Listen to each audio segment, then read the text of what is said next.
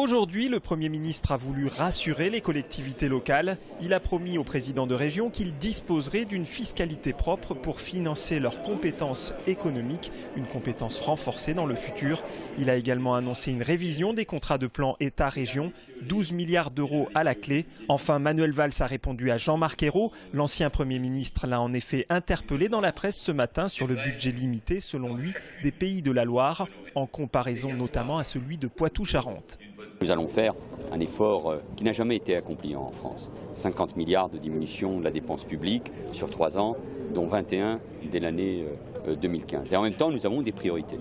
L'école, la sécurité, la justice. Et nous voulons préserver l'investissement des collectivités territoriales. Je viens de rassurer les présidents de région sur l'enveloppe des contrats de plan entre l'État et les régions, dont celle des Pays de Loire que Jean-Marc Ayrault connaît bien, notamment pour ce qui concerne les universités, l'innovation et la recherche. Nous serons à ce rendez-vous. Le président de la région Pays de Loire, Jacques Oxiette, était ici à mes côtés et il sait qu'il pourra apporter de bonnes nouvelles à Jean-Marc Ayrault. Et sur les dotations, nous regarderons bien, mais Jean-Marc Ayrault sait que quand il faut un effort de redressement, chacun doit y participer, l'État, les collectivités territoriales et l'assurance maladie. Le Premier ministre a annoncé le report de l'examen du projet de loi par les sénateurs à la mi-décembre.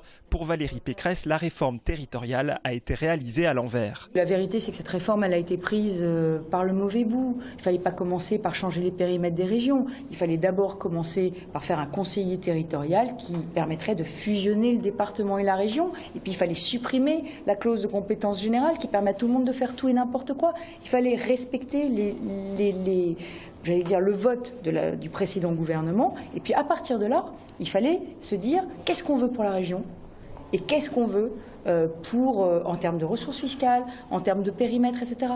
Et là, en vérité, on est parti bille en tête dans l'improvisation la plus totale. Valérie Pécresse dénonce notamment un flou autour de la date des élections régionales, qui pour l'heure sont prévues fin 2015, mais sans aucune date précise. En revanche, le Premier ministre a annoncé aujourd'hui celle des élections départementales. Elles auront lieu les 22 et 29 mars 2015.